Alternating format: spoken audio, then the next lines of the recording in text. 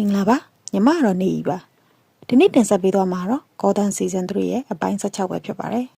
်ဒီပိုင်းလေးရဲ့အစမှာတော့ Catherine ဟာဇီးကွက်ကိုင်းသားတွေကိုဇီးဝေးခေါ်ထားလိုက်ပြီး Gordon မျိုးကြီးကအတော်လေးပျက်စီးယိုယွင်းနေပြီဖြစ်လို့ပြင်းပြင်းထန်ထန်ရေးယူမှရတော့မယ်လို့ပြောလိုက်ပြီး Gordon မျိုးကြီးကိုဖျက်ဆီးမယ်လက်နက်တစ်ခုကိုဖန်တီးထားပြီးပြီလို့ပြောလိုက်ပြီးတော့အဲ့လိုလုံးမှလည်းမျိုးကိုတန်းဆင်ပြီးသားဖြစ်ပြီးအစကနေပြတ်တီဆောက်နိုင်မှာလို့ပြောလိုက်ပါတယ်ဒီလိုနဲ့ဂိုင်းသားတွေအားလုံးကလည်း Gordon ကိုဖျက်ဆီးဖို့မဲပေးလိုက်ကြပြီးတညီတညွတ်တဲ့စီရင်ချက်ချလိုက်ပါတော့တယ်တစ်ဖက်မှာတော့နှင်းတောင်ပေါ်မှာဖန်ကန်နာရတဲ့ဘရုစီယာစီကိုဇီးကွက်ကိုင်းရဲ့ခေါင်းဆောင်အဖိုးကြီးရောက်လာပြီးငါတို့မကြခင်မင်းရဲ့အကူအညီကိုလိုအပ်လာတော့မှာဒါကြောင့်စားစရာရှိရစားပြီးအားဖြည့်ထားဖို့ပြောလိုက်ပါတော့တယ်တစ်ဖက်မှာတော့ဂေါ်တော်ဟာလုပ်ငန်းဝင်တွေကိုပြန်ဝင်နေပြီဖြစ်ပြီးလွန်ခဲ့တဲ့နှစ်20ရာသူ့ဖေရဲ့တည်ဆုံမှုနဲ့ပတ်သက်လို့ပြန်ပြီးစုံစမ်းနေတာဖြစ်ပါတယ်တစ်ဖက်မှာတော့ပင်ကွင်းကို IV ကသူ့ရဲ့ပြိုးဥယျာဉ်ရှိရာစီကိုခေါ်လာပေးလိုက်ပြီးအပင်နေရဲ့အနက်နဲ့လေကောင်းလေသန့်တွေကိုသာရှူလိုက်ရင်နေပြန်ကောင်းလာမှာဆိုပြီးခေါ်လာပေးတာဖြစ်ပါတယ်ပင်ကွင်းကတော့အပင်နေရဲ့အနက်ကိုမကြိုက်ပဲလူသေးကောင်ပုံနိုင်ကြီးလို့ပြောလိုက်ပြီးမင်းကဒီအပင်နေနဲ့ဘာလုပ်တာလဲလို့မေးလိုက်ပါတယ်။ IV ကတော့ဒီအပင်နေရဲ့ကျမရဲ့တငယ်ချင်းကောင်းမယ်လို့ပြောလိုက်ပြီးတချို့အပင်တွေကရှင်းတော့ကယ်ပေးခဲ့တာလို့ပြောလိုက်ပြီးတော့ရှင်ဖျားကြဖို့အတွက်မိုးမခဖြူရွက်တွေအမြဲထက်တိုက်တာလို့ပြောလိုက်ပြီးပင်ကွင်းတောက်ဖို့အရွက်ပြုတ်ရည်ကိုကမ်းပေးလိုက်ပါတယ်။ပင်ကွင်းကတော့ IV ကိုကျေးဇူးမတင်ပဲကမ်းပေးလိုက်တဲ့ခွက်ကိုရိုက်ခွဲပလိုက်ပြီးငါခေါ်တန်အောင်ပြန်မှဖြစ်မယ်လို့ပြောနေအချိန်မောင်းမနေတော့ဘူး။ငါတက်ထောင်ပြီးလက်စားချေဖို့စီမံရမှာမင်းရဲ့အရေးမပါတဲ့ထင်းရှူးဖြော်ရည်တွေတောက်ပြီးနေရမှာမဟုတ်ဘူးကွာဆိုပြီးရန်တွေးလိုက်ပါတယ်။ဒီလိုနဲ့ပင်ကွင်းကတက်ထောင်မှုအတွက်တစ္ဆာရှိတဲ့တသားကနေစရတယ်လို့ပြောလိုက်ပြီးသူ့ရဲ့တစ္ဆာရှိတဲ့ငတုံးတစ်ယောက်ဖြစ်တဲ့ Gabe ဆိုတဲ့နောက်လိုက်စီကိုသူအသက်ရှင်နေတဲ့အကြောင်း IV ကိုသတင်းတော်ပါခိုင်းပါတယ်။ IV ကတော့သူ့အကူအညီတောင်းတာဖြစ်တဲ့အတွက်ကျေးဇူးပြုပြီးဆိုတဲ့စကားကိုထည့်ပြောဖို့ပြောလိုက်တာကြောင့်ဒီတော့မှပင်ကွင်းကမပြောချင်နဲ့ကျေးဇူးပြုပြီးငါအသက်ရှင်နေတဲ့အကြောင်းကို Gabe စီကိုသတင်းစကားသွားပါပေးပါလို့ပြောလိုက်ပါတယ်။တစ်ဖက်မှာတော့ကော်တော်ကသူ့ဦးလေးနဲ့တင်းချိုင်းတစ်ခုမှတွေးဆောင်လိုက်ပြီးသူနဲ့စကားပြောဖို့ဘာလို့ဒီလိုနေရာကိုချိန်လိုက်ရတာလဲလို့မေးလိုက်ပါတယ်။ဦးလေးဖြစ်သူကတော့ငါနောက်ကိုနိုင်အောင်ခံလိုက်တယ်လို့ရှိရင်ကိုကွယ်မြင်အောင်လို့ပြောလိုက်ပါတယ်။ခေါ်တော်ကတော့အဖေရဲ့တည်ဆုံမှုနဲ့ပတ်သက်လို့ကျွန်တော်စစ်ဆေးကြည့်ပြီးဦးလေးပြောတဲ့အတိုင်းဇီးကွက်ကိုင်းကလှုပ်ကြံတာဖြစ်နိုင်တယ်လို့ပြောလိုက်ပြီးဇီးကွက်ကိုင်းနဲ့ပတ်သက်လို့ဦးလေးကျွန်တော်ဘာဖြစ်စေချင်တာလဲလို့မေးလိုက်ပါတယ်။ဦးလေးဖြစ်သူကတော့ငါအခုပဲသတင်းစိုးတစ်ခုကိုသိလာရတယ်လို့ပြောလိုက်ပြီးဇီးကွက်ကိုင်းကခေါ်တန်မြို့ဖျက်ဆီးဖို့လက်နက်တစ်ခုတည်ဆောင်လာနေပြီဖြစ်တဲ့အကြောင်းပြောလိုက်ပါတယ်။ခေါ်တော်ကလည်းဦးလေးပြောတော့ဇီးကွက်ကိုင်းကခေါ်တန်မြို့ကိုကာကွယ်ပေးတာဆိုဘာကြောင့်ဖျက်ဆီးချင်ရတာလဲလို့မေးလိုက်တဲ့အတွက်ဦးလေးဖြစ်သူကပျက်စီးနေတဲ့ခေါ်တန်မြို့ကိုတန့်ဆင်ဖို့ထိပ်ပိုင်းခေါင်းဆောင်နေတဲ့တယူတန်ဆုံးဖြတ်ချက်ဖြစ်ကြောင်းပြောပြလိုက်ပြီးဇီးကွက်ကိုင်းရဲ့တမိုင်းကြောင်းကိုရှာဖွေကြည့်ရင်ဂေါ်တန်မြို့ဒီလိုဖျက်ဆီးခဲ့တာ2ကြိမ်တောင်ရှိသွားပြီလို့ပြောလိုက်ပါတယ်။ဂေါ်တော်ကလည်းဒါဆိုကျွန်တော်တို့ဘယ်လိုတားမလဲလို့မေးလိုက်တဲ့အတွက်ဦးလေးဖြစ်သူကဘာလက်နဲ့ဆိုတော့ငါတော့မသိရသေးဘူးလို့ပြောလိုက်ပြီးဒီကိစ္စကိုမင်းဝင်ပတ်သက်လို့မရဘူးလို့ပြောလိုက်ကအ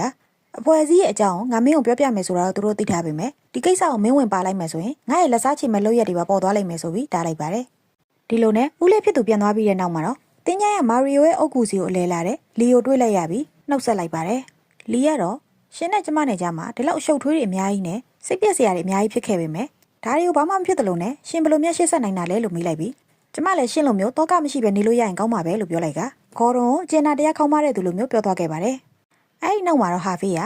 ဂေါ်ရွန်ရဲ့အဖေကိုတိုက်တက်ခဲ့တဲ့ကားသမားအကြောင်းသိရပြီဆိုတာကိုဂေါ်ရွန်ဖုန်းလန်းဆက်လိုက်ပြီးအဲ့ဒီကားသမားကထောင်ထဲကိုဝင်လိုက်ထွက်လိုက်လုပ်နေတဲ့စံကုန်မြေလေးတစ်ယောက်ဖြစ်ကြောင်းနဲ့သူ့ကိုရှေ့နေလိုက်ပေးဖို့ငှားပေးခဲ့တဲ့သူကဖယ်ကိုနီဖြစ်တယ်ဆိုတာကိုပြောပြလိုက်ပါတော့တယ်။တစ်ဖက်မှာတော့ပင်ကွင်းရှိရာစီကိုသူ့ရဲ့လူယုံကေးပြောက်လာပြီးပင်ကွင်းအသက်ရှင်နေလို့ဝမ်းသာတဲ့အကြောင်းပြောလိုက်ကကျန်တဲ့နောက်လိုက်တွေလည်းဝမ်းသာကြမှာပဲလို့ပြောလိုက်ပြီးသူ့လူတွေကိုဖုန်းဆက်နေပါတော့တယ်။ IV ကတော့ပင်ကွင်းနားကိုကပ်ပြီးဒီလူကိုကျမမယုံဘူးလို့ပြောလိုက်တဲ့အတွက်ပင်ကွင်းကတော့ငါ Gabe နဲ့အတူတက်ထောင်ပြီးလက်စားချေရအောင်ပါလို့ပြောလိုက်ပြီးတော့မင်းနဲ့ငါနဲ့ကလည်းအဲ့လောက်ကြီးရင်းနှီးတာမဟုတ်တော့ငါဒီရက်နေထွက်သွားတော့မှာလို့ပြောလိုက်ကမင်းရဲ့စကားတွေကိုလည်းယုံကြည်မရှိဘူးလို့ပြောလိုက်ပါတယ်။ IV ကတော့ကျမရှင်းအသက်ကိုကယ်ထားတဲ့လူနော်လို့ပြောလိုက်ပြီးရှင်နဲ့ကျမမိတ်ဆွေတွေဖြစ်သွားပြီထင်နေတာလို့ပြောလိုက်ပါတယ်။ဒီစကားကြောင့်ပင်ကွင်းကလောင်ရီလိုက်ပြီး IV မျက်နှာပြတ်သွားတာကိုမြင်တော့မှအာနာသွားကစိတ်တော်မစိုးနဲ့ဒါပေမဲ့နင်းကနည်းနည်းကြောင်တောင်နဲ့လေလို့ပြောလိုက်တာကြောင့် IV လည်းဒေါသတကြီးနဲ့ထွက်သွားပါတော့တယ်။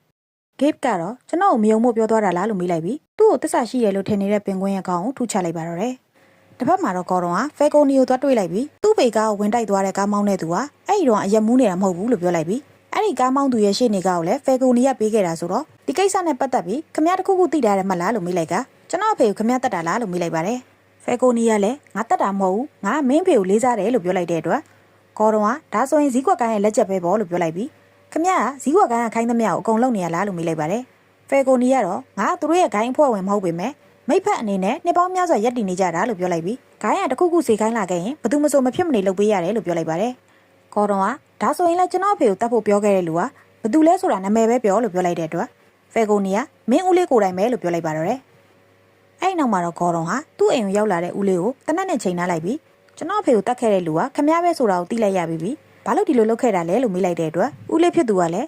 "तू ကအဖွဲရဲ့မကောင်းကြောင်းတွေကိုဖော်ထုတ်ဖို့လုပ်တဲ့အတွက်တာဝန်ရရှင်းပြရတာပဲလို့ပြောလိုက်ပြီ။အခုငါတို့လောက်ရမှာမင်းဖေစားခဲ့တဲ့အလုပ်ကိုငါတို့ကအဆုံးသတ်ပေးရမှာလို့ပြောလိုက်ပြီ။ငါတို့တွေပေါင်းပြီးဈေးကွက်ကိုင်းအောင်ဖြုတ်ချမယ်ဆိုရင်မင်းဖေကလည်းတမလုံကနေဝမ်းသာနေမှာပါလို့ပြောလိုက်ပါတယ်။ကော်ရုံကတော့ကျွန်တော်အဖေလိုချင်တာတရားမျှတမှုပဲလို့ပြောလိုက်ပြီ။သူ့အဖေကိုတတ်ခဲ့တဲ့အမှုအတွက်ဦးလေးဖြစ်သူကိုဖမ်းဖို့လုပ်ပါတော့တယ်။ဦးလေးဖြစ်သူကတော့ငါ့ကိုဖမ်းမယ်ဆိုရင်ဈေးကွက်ကိုင်းအောင်ဖြိုချဖို့လုပ်လို့ရတော့မှာမဟုတ်ဘူးလို့ပြောလိုက်ပြီ။ခုချိန်မှာအရေးကြီးဆုံးကဈေးကွက်ကိုင်းအောင်ဖျက်ဆီးဖို့ပဲလို့ပြောလိုက်ပါတယ်။ကော်ရုံကတော့ကျွန်တော်တို့တော့အဖေကအရေးကြီးဆုံးပဲလို့ပြောလိုက်ပြီးဦးလေးကိုလက်ထိတ်ခတ်ဖို့လုပ်နေတဲ့အတွက်ဦးလေးဖြစ်သူကပြောမရတဲ့အဆုံးကော်ရုံကိုတိုက်ခိုက်ပြီးတနက်နဲ့ချိန်ထားလိုက်ပါတယ်။ဦးလေးဖြစ်သူကမင်းခုချက်ချင်းကုံလောင်ယုံနံပါတ်9စီကိုသွားအဲ့ဒီမှာလက်နဲ့ရောက်မယ်လို့ကြားထားတယ်။ဒါပေမဲ့ဘာလက်နဲ့လဲဘာလဲဆိုတော့ငါလည်းဘာမှမသိဘူးငါလည်းဒါလေးပဲသိခဲ့ရတာ။ဒါပေမဲ့မင်းစုံစမ်းနေတယ်ဆိုတာကိုဈေးကွက်ကိုင်းမသိအောင်လုပ်ရမှာ။သူတို့သိသွားရင်တော့မင်းရောငါရောအသက်ခံရမှာလို့ပြောလိုက်ပြီးလုံးမယ်မလုပ်ဘူးဆိုတာတော့မင်းရဲ့ရွေးချယ်မှုပဲလို့ပြောပြီးထွက်သွားပါတော့တယ်။တစ်ဖက်မှာတော့ပင်ကွင်းရဲ့လူယုံဂိတ်ကပင်ကွင်းကိုဖမ်းထားလိုက်ပြီးကျွန်တော်တို့ကခမ ्या ကိုမတတ်ပါဘူးလို့ပြောလိုက်ပြီးခမ ्या ကိုဈေးအမြင့်ဆုံးပေးမဲ့သူတွေကိုလေးလံတင်ပြီးရောင်းချမှာလို့ပြောလိုက်ပါတယ်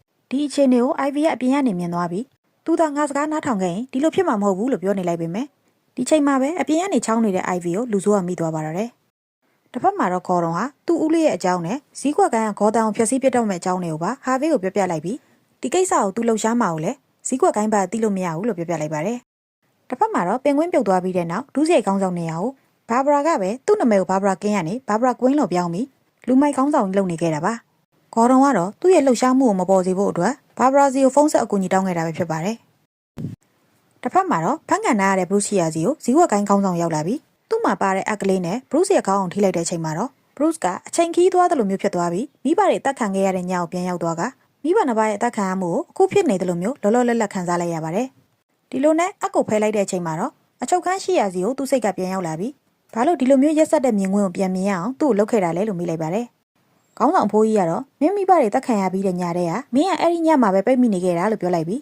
အမှန်တရားကိုရင်ဆိုင်နိုင်ဖို့မင်းမြင်အောင်ပြတာလို့ပြောလိုက်ပါတော့တယ်။တစ်ဖက်မှာတော့ဂေါ်ရွန်ရဲ့အကူအညီတောင်းဆိုမှုကြောင့်ဘာဘရာဟာကုံလောင်ယုံနိုင်စီရှိမဲ့နေရာစီကိုရောက်အောင်သွားပြီးဘာမှမသိသလိုလုပ်နေတဲ့လုံခြုံရေးကိုနှိပ်စက်မေးမြန်းခဲ့ပါတယ်။ဒီလိုနှိပ်စက်နေတော့မှပဲဈေးကွက်ကိုင်းသားတယောက်ရောက်လာပြီးတနက်ကိုစီကင်ထားကြတဲ့ဘာဘရာရဲ့နောက်လိုက်တွေအားလုံးကိုသူ့ရဲ့ဓာတ်တလက်နဲ့ပဲအကုန်လုံးကိုရှင်းပစ်လိုက်တာကြောင့်ဘာဘရာနဲ့တပ်သားလည်းအချိန်နေမဟန်မှန်းသိလို့ထွက်ပြေးရပါတော့တယ်။တစ်ဖက်မှာတော့ပင်ကွင်းရော IV ပါဖမ်းခံလိုက်ရပြီဖြစ်ပြီးပင်ကွင်းရဲ့လူယုံဝတ်တုတ်ကတော့ပင်ကွင်းကိုလေးလံဆွဲပြီးရောင်းမှုလုပ်နေခဲ့ပါတယ်။ဒီလိုနဲ့ပင်ကွင်းက IV ရောမင်းမဘာအကြံမှမရှိဘူးလားလို့မေးလိုက်ပြီး IV ကတော့ရှင်ကျမကိုကောင်းကောင်းမွန်ဆက်ဆံမှရမယ်လို့ပြောလိုက်ပါတယ်။ဒီလိုနဲ့ IV ကသူတို့ကိုဖမ်းထားတဲ့အဖွဲ့သားတွေကနေတယောက်ကိုနားခေါ်လိုက်ပြီးပင်ကွင်းနဲ့ပတ်သက်ပြီးငွေများများရမယ့်အကြောင်းတိုးတိုးလေးပြောပြမယ်လို့ပြောလိုက်ပြီးတော့အနားကလာတဲ့လူမိုက်ကိုကျမရဲ့ရင်မွေးနှံဘယ်လိုလဲလို့မေးလိုက်ပါတယ်။ဒီလိုနဲ့ရင်မွေးနှံရှူမိသွားတဲ့လူမိုက်ဟာချက်ချင်းမဲ့ IV ရဲ့စကားကိုနားထောင်သွားပြီး IV ကမင်းလူတွေအားလုံးတတ်လိုက်လို့ပြောလိုက်တဲ့အတွက်အဲ့လူမိုက်ကလည်းအကုန်လုံးပြစ်တက်လိုက်ပါတော့တယ်။ဒီလိုနဲ့ပင်ကွင်းကသူ့လူယုံခေးကိုတော့မပြစ်တက်ဖို့တားလိုက်ပြီးသူတို့နှစ်ယောက်လုံးဖမ်းထားတဲ့ကြိုးတွေကိုဖြိခိုင်းလိုက်ပါတယ်။တစ်ဖက်မှာတော့ကက်သရင်းဟာဂေါ်ဒွန်ရဲ့ဦးလေးကိုစစ်ဆေးမေးမြန်းနေတာဖြစ်ပြီးဂေါ်ဒွန်ကအခုချိန်မှာဘာလို့သူ့ဖေရဲ့တည်ဆုံမှုကိုစုံစမ်းနေတာလဲလို့မေးလိုက်ပါတယ်။ဦးလေးဖြစ်သူကတော့ဂေါ်ဒွန်အဖွဲ့အစည်းတဲ့ဝင်မှုမဲဆွယ်ခဲ့တာပဲရှိတယ်လို့ပြောလိုက်ပြီးသူ့တူကြောင်သူသိတယ်တရားရောက်မသိမချင်းစုံစမ်းတာကိုရက်မှာမဟုတ်ဘူးလို့ပြောလိုက်တဲ့အတွက်ကက်သရင်းကဒါဆိုရင်ဂေါ်ဒွန်တတ်မှတ်ရတော့မယ်လို့ပြောလိုက်ပါတယ်။အဲ့ဒီနောက်မှာတော့ဂေါ်ဒွန်တို့ဟာလက်နက်နဲ့ပတ်သက်တဲ့သတင်းကိုဘာဘရာစီကနေပြန်ကြားလိုက်ရပြီးလက်နက်ကလွန်ခဲ့တဲ့တစ်ပတ်တည်းကရောက်နေပြီးသားဆိုတာကိုသိလိုက်ရပါတော့တယ်။ဒီချိန်မှာပဲဂေါ်ဒွန်ရဲ့ဦးလေးစီကနေဖုန်းဝင်လာပြီးအရေးကြီးကိစ္စရှိလို့အိမ်ုံချက်ချင်းပြန်လာခဲ့ပါဆိုပြီးဖုန်းဆက်လာတာပါ။တစ်ဖက်မှာတော့ပင်ကွင်းရဲ့လူယုံကိုပင်ကွင်းကမင်းဘာလို့တစ္ဆာဖောက်ခဲ့တာလဲလို့မေးလိုက်တဲ့အတွက်လူယုံကခမရဲ့ဘေးနားမှာဘယ်သူမှမရှိတဲ့အချိန်ခမအမေကိုတိတ်ဆုံးခဲ့တဲ့အချိန်မှာတော့ခမရဲ့ဘေးနားမှာကျုပ်အမြဲတမ်းရှိနေပေးခဲ့ပေမဲ့ခမကကျုပ်ရဲ့တစ္ဆာရှိမှုအတိမတ်မပြုခဲ့လို့ခုလိုတစ္ဆာဖောက်တာဖြစ်ကြောင်းပြောလိုက်ပါတယ်။ဒါပေမဲ့အခုချိန်မှာတော့သူလုံးဝတစ္ဆာရှိပါမယ်လို့ပြောလိုက်တဲ့အတွက်သူပြောတဲ့စကားအမှန်ဟုတ်လားမဟုတ်လားဆိုတာကိုပင်ကွင်းကသိကျင်တဲ့အတွက် IV ရဲ့ရေမွေးနဲ့စမ်းသပ်ခိုင်းလိုက်ပါတယ်။ဒီလိုနဲ့ IV ရဲ့ရေမွေးကိုယူပြီးသွားတဲ့အခါမှာတော့လူယုံကကျုပ်ခမကိုတစ္ဆာရှိမှာမဟုတ်ဘူး။အရင်တော့ကလည်းတစ္ဆာမရှိဘူး။နောက်လည်းရှိမှာမဟုတ်ဘူးလို့ပြောလိုက်ပြီးကျုပ်တို့အားလုံးကခမကိုလေးစားလို့မဟုတ်ဘူး။ကြောက်လို့သာတစ္ဆာရှိနေရတာလို့ပြောလိုက်ပြီးတော့ခမကဘာမှမဟုတ်တဲ့ထီးတစ်ချောင်းနဲ့လူ့ကွာစားလေးတယောက်ပါပဲလို့ပြောလိုက်ပါတယ်။ဒီစကားကြောင့်ပင်ကွင်းကသူ့ရဲ့ဒေါသတွေကိုမထိန်နိုင်ဖြစ်သွားပြီးအနားမှာရှိတဲ့မြေကြီးတူးတဲ့ခရင်ကွာနဲ့ပဲသူ့လူယုံကိုနေရာမှာနဲ့အသေးသက်ပလိုက်ပါတော့တယ်။တစ်ဖက်မှာတော့ဂေါ်ဒွန်ကသူ့ရဲ့ဦးလေးနဲ့တွေ့တဲ့အခါမှာတော့ဦးလေးဖြစ်သူကဂေါ်ဒွန်ကိုဈေးကွက်ကိုင်းကတက်ခိုင်းလိုက်ပြီဆိုတာကိုပြောပြလိုက်ပြီးမင်းသေးပြီလားမသေးဘူးလားဆိုတာကိုသိရဖို့အတွက်ကက်သရင်းကငါ့ရဲ့ဖုန်းခေါ်လိုက်မယ်။ဖုန်းခေါ်တဲ့အခါကျရင်မင်းမဲကင်လိုက်။ငါကတော့မင်းရဲ့အဖေကိုတတ်ဖို့အမိန်ပေးခဲ့တဲ့အတွက်အဲ့ဒီအပြစ်ကိုပေးဆက်တဲ့အနေနဲ့မင်းကိုမတတ်ပဲငါ့ကိုငါပဲအသေးခံလိုက်မယ်လို့ပြောလိုက်ကမင်းကငါ့အစားဈေးကွက်ကိုင်းရဲ့အဖွဲ့ဝင်လုပ်ပြီး ဂေါ်တန်ကိုဖျက်ဆီးမဲ့လက်နက်ကိုရအောင်တားဆီးပါလို့ပြောလိုက်ပြီးတော့သူ့ကိုယ်သူတက်သေးသွားခဲ့ပါတယ်။တစ်ဖက်မှာတော့အဖမ်းခံထားရတဲ့ Bruce ကိုခေါင်းဆောင်ဖိုးကြီးက Bruce ရဲ့မိဘတွေတည်ဆုံးခဲ့တဲ့ညကိုခေါ်သွားလိုက်ပြန်ပြီးမင်းကဂေါ်တန်မြို့ကိုကာကွယ်မဲ့လူတစ်ယောက်ဖြစ်လာမှာလို့ပြောလိုက်ပြီးအဲ့လိုဖြစ်အောင်လုပ်ပေးခြင်းပဲမင်းရဲ့ကြောက်စိတ်တွေကတားဆီးနေတာလို့ပြောပြလိုက်က Bruce ကဂေါ်တန်မြို့ရဲ့ကာကွယ်သူတစ်ယောက်ဖြစ်လာမှာလို့ပြောလိုက်ပါတော့တယ်။တစ်ဖက်မှာတော့ပင်ကွင်းကသူ့ရဲ့လူယုံနေမရှိတော့တဲ့အတွက်အတော်လေးစိတ်ပြတ်သွားခဲ့ပြီး Ivy ကတော့ရှင်တက်ထောင်ကျင်နေဆိုရင်အိန္ဒိယဟင်းရနေဖန်တီးထားတဲ့လူထုလူစမ်းအနေနဲ့ရှင်ရဲ့တက်ကိုတီထောင်မယ်ဆိုရင်ရှင်လက်အင်အားကြီးလာမှာဆိုပြီးအကြံပေးလိုက်ပါတော့တယ်။ဒီလိုနဲ့နောက်ဆုံးကမ်းမှာတော့ဂေါ်ရွန်စီကိုကက်သရင်းစီကနေဖုန်းဝင်လာခဲ့ပြီးဂေါ်ရွန်ကကျုပ်ရဲ့ဦးလေးကိုကျုပ်တပ်ပလိုက်ပြီလို့ပြောလိုက်ပြီးတော့ကက်သရင်းနဲ့ထိတ်ထိတ်စကားပြောချင်တဲ့အတွက်သူတို့ကန်းကဆေးလွတ်လိုက်တဲ့ကားပေါ်ကိုတက်လိုက်ပြီးဒီပိုင်းလေးကအဆုံးသတ်သွားတာမို့လို့ဘာတွေဆက်ဖြစ်အောင်လဲဆိုတာအပိုင်းဆက်ခွန်မှာကြည့်ရှုရမှာပါ။